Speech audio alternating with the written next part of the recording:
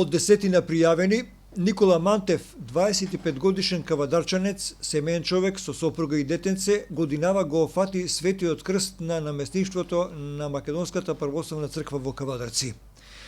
Инаку на свеченоста која се одржа на камениот мост, односно во близина на реката кај Јаворот во Кавадарци, и претходија две литии. Првата тргнала од црквата Света Параскева Петка, а втората од црквата Свети Димитрија.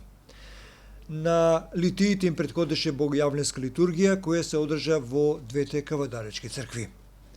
Потоа колоната од свештеници, граѓани, начело со градоначалникот Панов, председателот на Советот Пеливанова Вилхем и други заинтересирани христијани се упатија кон мостот на реката каде се одржа осветувањето на водите на реката Луда Мара и каде што беше потопен крстот. Како што рековме, од 10 пријавени, прв крстот го фати Никола Мантев, 25 годишен, вработен во Дрекслер Мајер Кавадарци.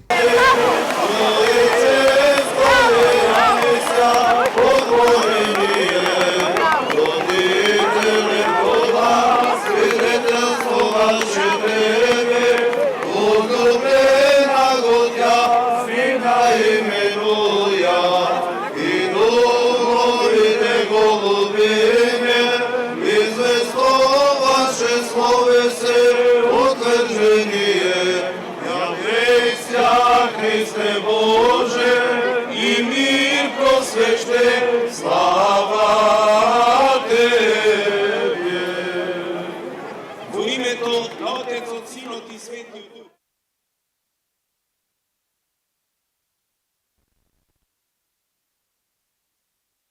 Ладно беше, ладно. Супер. Не, повеќе пати се фрлам, 2 година прв пат. Здравје, среќа. Никола Мантев. Синче ли е тоа? Да. Така. Ево, уште една, ајде. За баташање остави. Така. Да посекам многу здравје. Ова е голем христијански празник, им го честитам на сите, секако им посакувам многу здравје на сите граѓани, на сите православни христијани, да се сили оваа година. Не почна еве со беричет, со многу вода, може би со лоши температури, меѓутоа еве денес е многу попријатно, хидрологијата да не служи и да немаме никакви проблеми, никако град, никако држава во наредниот период. Тоа е локалната самоуправа доби бањарка и телевизор во боја. Телевизор доби и од страна на корпорацијата на компанијата Зегин.